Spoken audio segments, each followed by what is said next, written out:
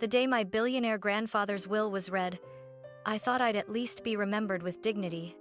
My father inherited a mansion, my brother Ethan received stocks worth millions, and my aunts walked away with land and yachts.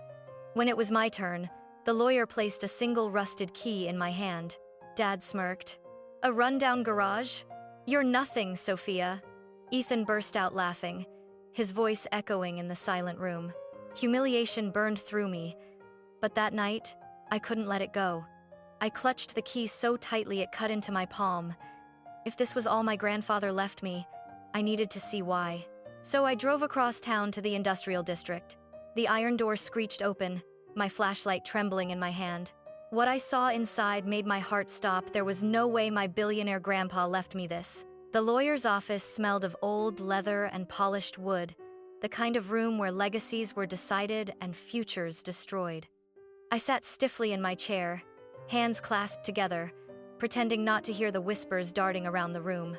My heart hammered, but I forced myself to stay composed. Mr. Harper, the family lawyer, adjusted his glasses and cleared his throat. His voice was measured, deliberate, as he read aloud the will my grandfather had left behind. To my son, Richard Carter, I leave the family estate and all properties attached. Dad leaned back in his chair, his mouth curving into a satisfied smile. The room erupted in approving murmurs. To my grandson, Ethan Carter, I leave the investment portfolio valued at approximately $25 million. Ethan smirked, straightening his expensive tie. He gave me a sidelong glance, his eyes glinting with triumph. Guess we know who Grandpa trusted with the real money. He whispered just loud enough for me to hear. I clenched my fists beneath the table, my nails digging into my palms. Names rolled on my aunts, my uncles, even cousins I barely spoke to. They were granted land, shares, even a yacht. Each announcement drew gasps of delight and sly grins. Then came the silence. The lawyer's voice lowered, his gaze shifting to me. To my granddaughter, Sophia Carter, I leave a garage in the industrial district, along with the key to it. The words landed like a thunderclap. For a moment, I thought I'd misheard. My throat tightened, heat rising up my neck as the room fell into an awkward hush. Then Dad broke the silence. He leaned forward, his smile razor-sharp. A garage? That's fitting. His chuckle grew into a laugh, bitter and loud. Even your grandfather knew you'd never amount to anything, Sophia. Ethan doubled over, cackling. Maybe it's filled with old tires and broken tools. Perfect for you, sis. My face burned as the laughter stabbed through me, each sound a reminder of how little they thought of me. Enough.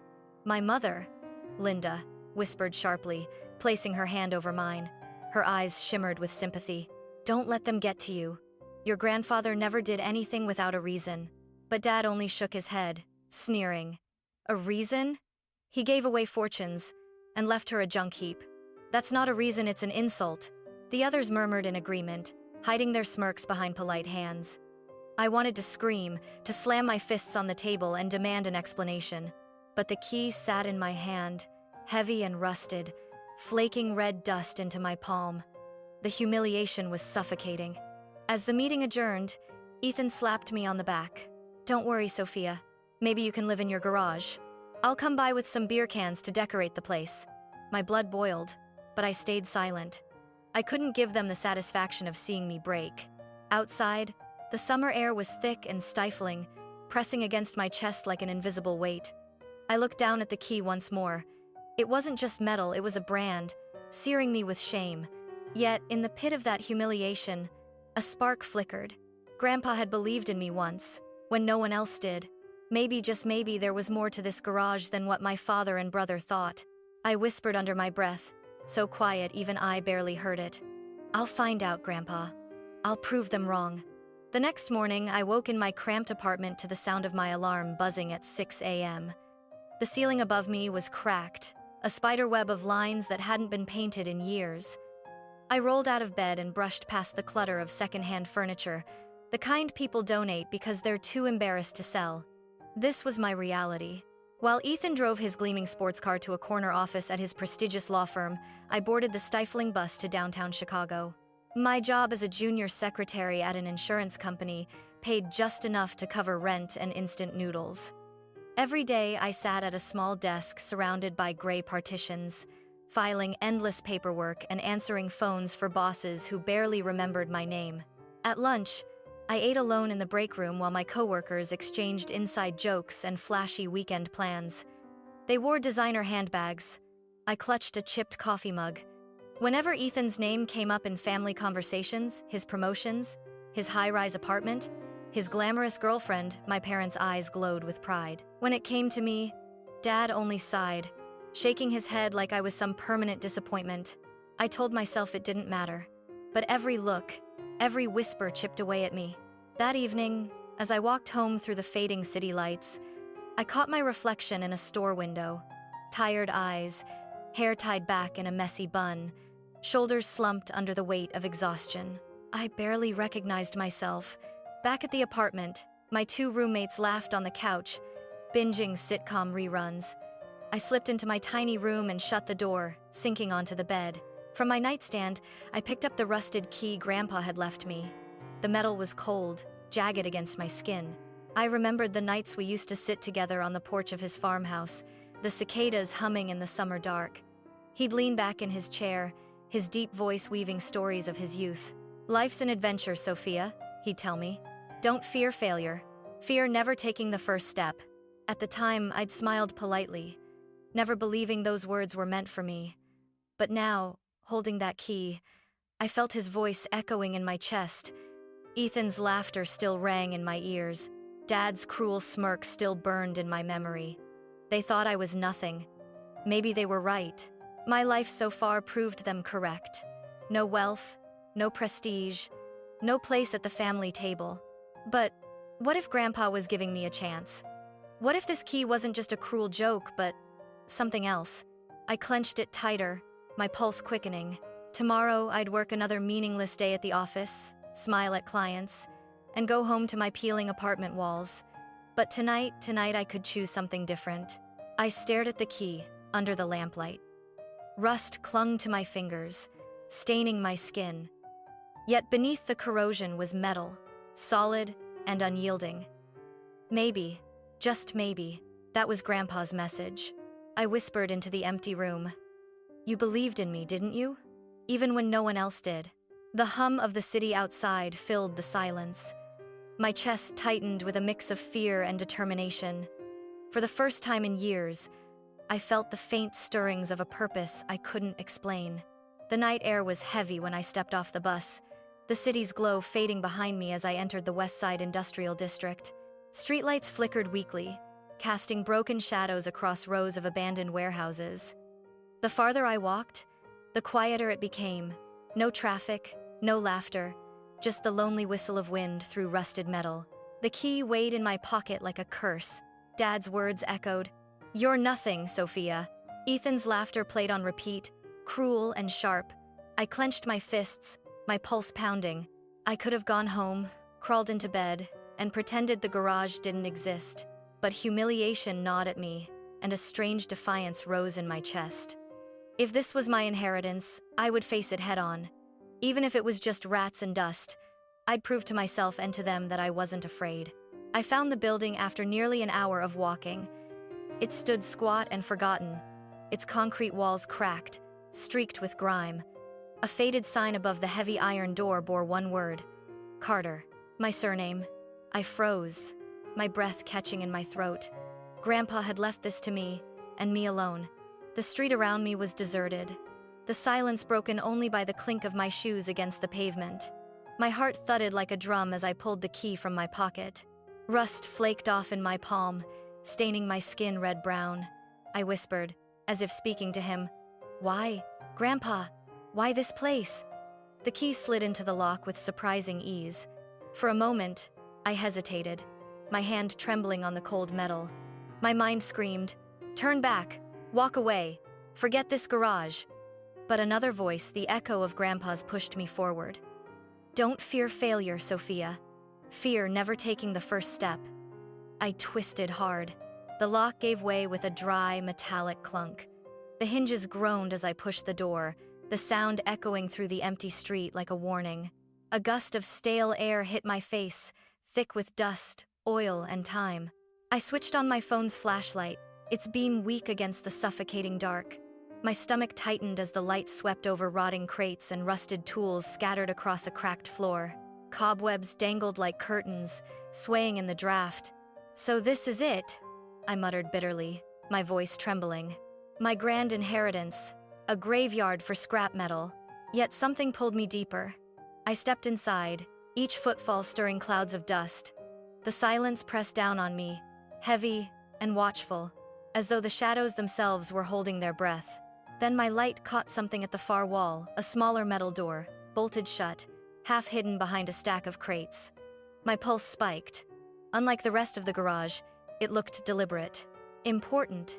I approached, brushing cobwebs aside, and gasped when I saw the brass plaque screwed into the door. My heart stuttered. The engraving was faint but unmistakable. Sophia's birthday. My knees went weak. My hands trembled so violently I nearly dropped the phone. Grandpa hadn't just left me a garage. He'd left me a message. I staggered back a step, my breathing shallow, staring at the door that seemed to whisper my name. For the first time since holding that cursed key, humiliation melted into something else. Fear, anticipation, and the terrifying sense that whatever lay beyond would change everything. My hands shook so badly I had to steady the flashlight against my chest. The brass plaque gleamed under the thin beam, its letters spelling out my own birthday. Grandpa had left this here for me, no one else. I swallowed hard, wiping my sweaty palms on my jeans, and reached for the lock. It was a combination dial, old and stiff with rust. My heart pounded as I turned the numbers month, day, year, each click loud in the silence. For a second, nothing happened. Then came a soft, deliberate click. The lock released. I froze, staring at it. My breath caught in my throat. My hand hovered over the bolt. Should I open it? What if it was a cruel joke, rats, mold, or nothing at all? But then Grandpa's voice seemed to echo inside me. Don't fear failure, Sophia. Fear never taking the first step. I pulled the bolt.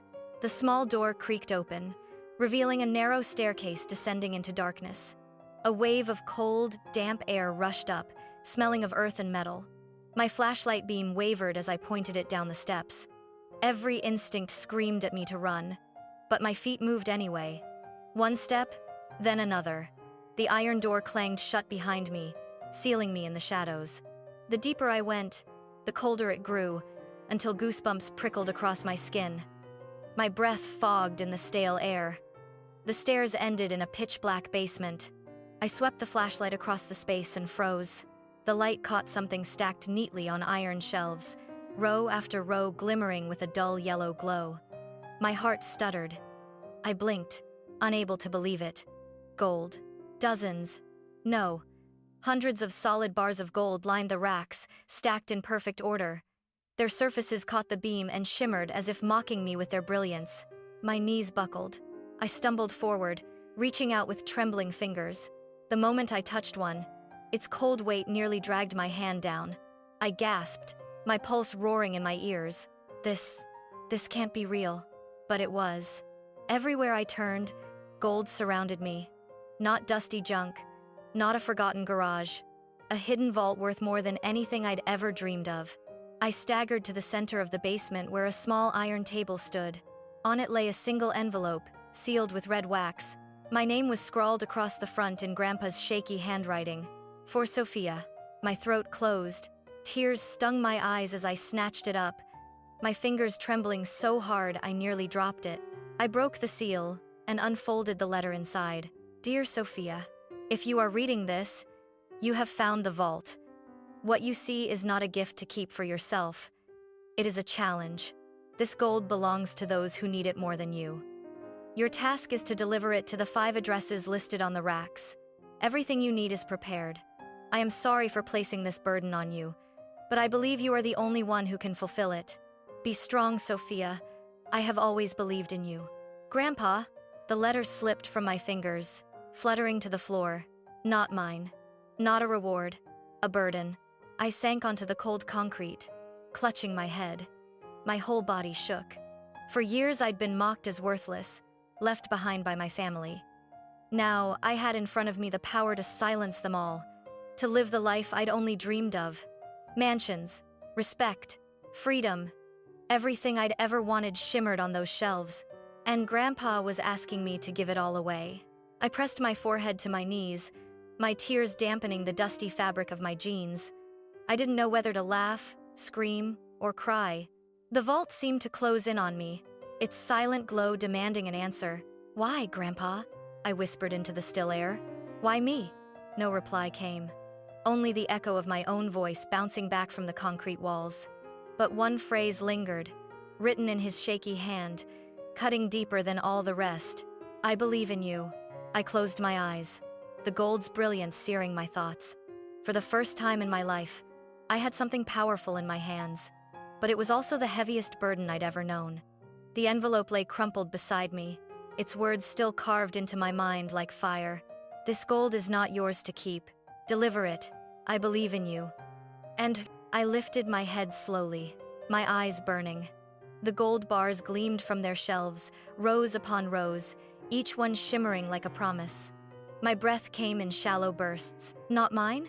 I whispered bitterly. "Then whose is it, Grandpa?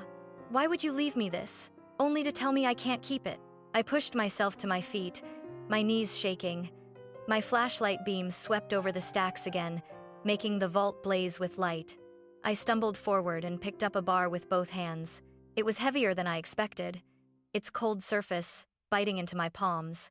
I held it up to my face, my heart racing. "One bar," I muttered, my voice trembling. "Just one. Who would ever know?" Images crashed into my mind, me striding into a dealership, tossing down cash for a gleaming red sports car. Me walking into Ethan's law office, designer heels clicking against marble floors, watching his arrogant smirk fall away.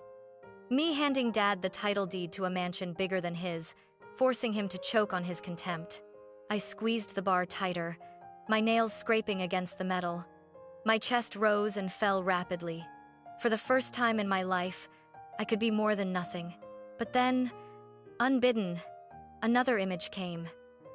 Grandpa's eyes, warm and steady, the way they had looked at me when I was a little girl. His voice echoed in my ears, cutting through the fever of temptation. "Wealth isn't what you keep for yourself, Sophia, but what you're willing to give away." I dropped the bar, the clang echoing through the vault. My hands shook violently. "Why, Grandpa?" I shouted into the emptiness, my voice cracking. "Why me? Do you know what it's like to be laughed at every day, to be treated like garbage by your own family? You had everything, and you leave me this choice?" Tears blurred my vision. I grabbed another bar, hugging it to my chest like a lifeline. Its weight was crushing, yet intoxicating. I could run. Right now. I could find a buyer on the black market, turn just one bar into millions. I wouldn't have to live in that suffocating apartment anymore. No more instant noodles, no more secondhand clothes, no more sitting alone while everyone else celebrated success. "Maybe he was wrong about me," I whispered, my voice trembling. "Maybe I'm not strong enough. Maybe I don't care about being noble or selfless." The vault was silent, but the memory of his handwriting pierced through me. "Be strong, Sophia. I believe in you." I pressed my back against the cold wall, sliding down until I sat on the floor again, clutching the bar. My mind spun in circles, tugged violently between desire and duty. Every time I imagined holding onto the gold, I felt a wave of relief, a vision of freedom. But every time I thought of Grandpa's voice, guilt seared me like a blade. I buried my face in my hands, my tears soaking my palms. "I don't know what to do," I whispered, broken. Minutes passed, maybe hours. The air was freezing, the weight of the vault pressing down on me until I could hardly breathe. Finally, with trembling hands, I set the bar back on the shelf. The sound of metal clinking against metal was final, like a lock snapping shut. I wiped my face with my sleeve, my chest aching. "If this is what you wanted, Grandpa, I'll try. But God help me, I don't know if I can." I stood, unsteady but determined, staring at the envelope once more. The list of addresses scribbled inside seemed to glow with their own gravity.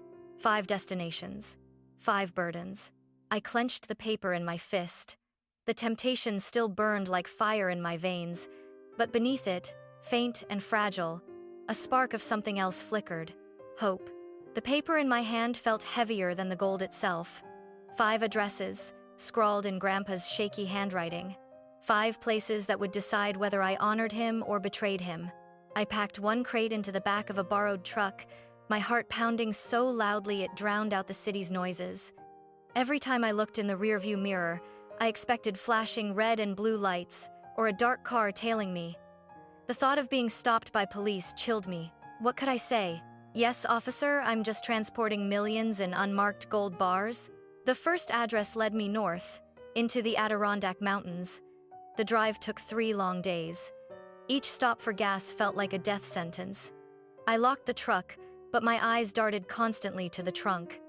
When strangers lingered too close, I broke out in sweat.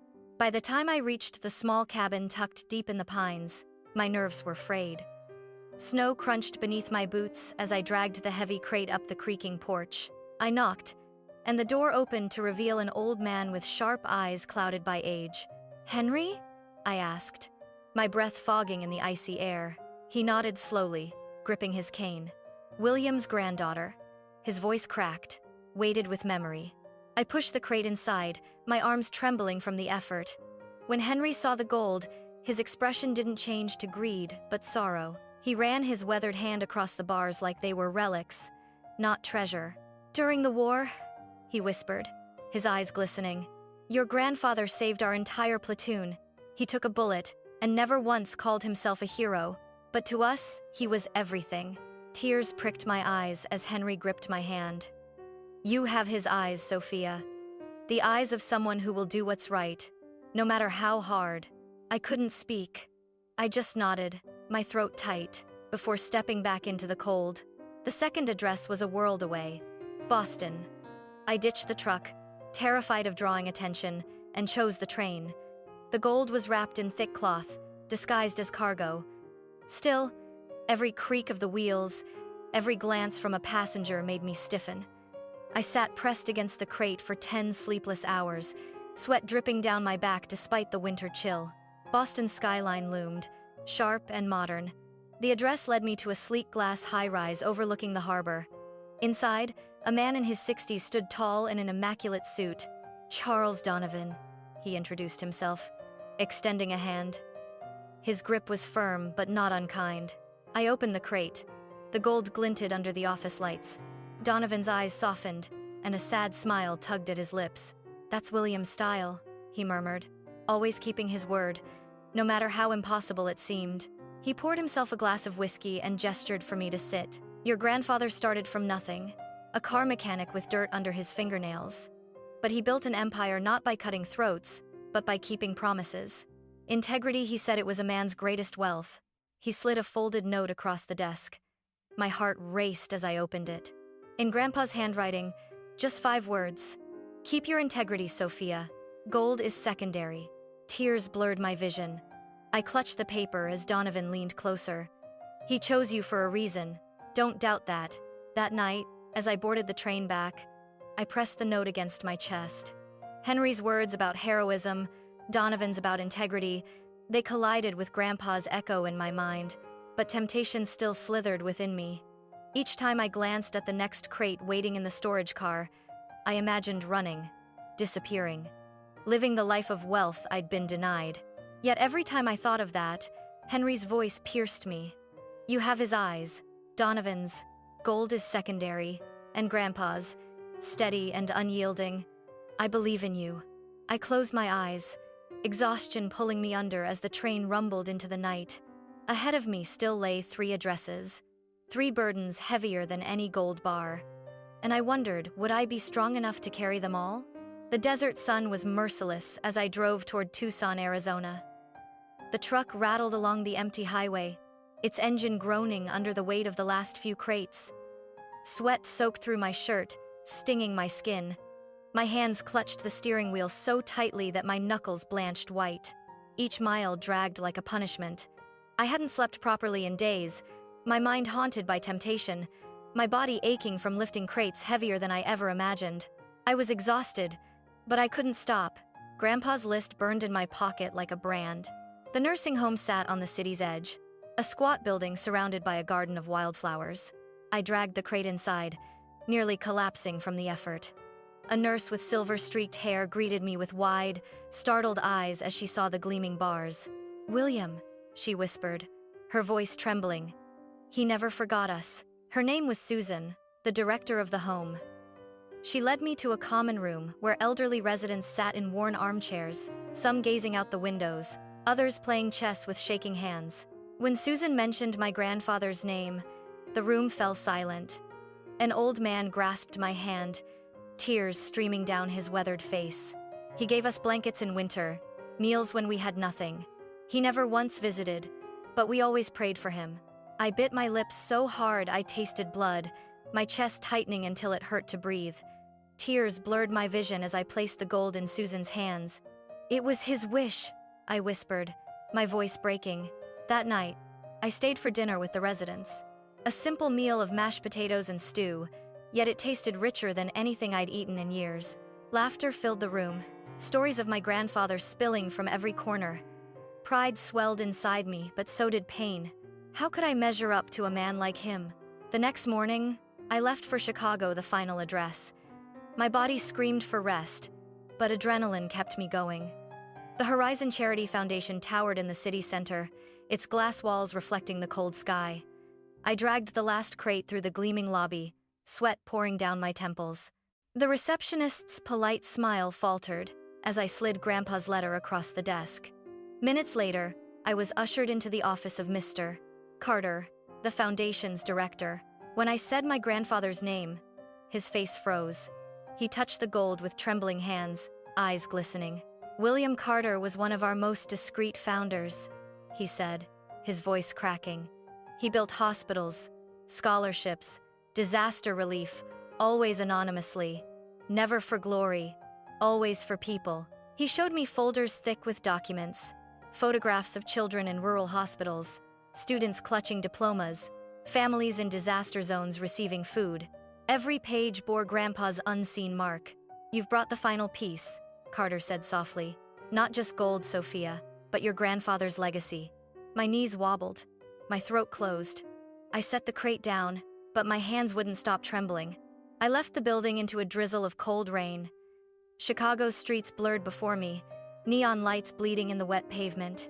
I stumbled to the truck, collapsed into the driver's seat, and let the sobs break free. It was done. All the gold was gone, every last bar, and yet I felt hollow. I drove aimlessly until I found myself back in the industrial district, before the rusted door of the garage. The rain hammered down, soaking me to the bone.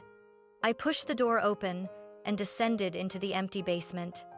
The shelves that once gleamed with fortune now stood barren, shadows stretching like skeletal fingers. I sank to the floor, hugging my knees, rocking like a child. My voice cracked as I whispered into the void. "I did it, Grandpa. I gave it all away, and now I'm left with nothing." The silence was unbearable. My sobs echoed against the concrete walls. For years I'd been mocked, belittled, cast aside, and for a fleeting moment, I had held the power to change it all. But now the gold was gone, the dreams dissolved, and I was the same, Sophia Carter, tired, broke, invisible. Lightning cracked outside, illuminating the basement in a ghostly glow. I pressed my forehead to the cold floor, my tears mixing with the dust. I wasn't strong enough, I choked. I just obeyed, and for what? I still have nothing.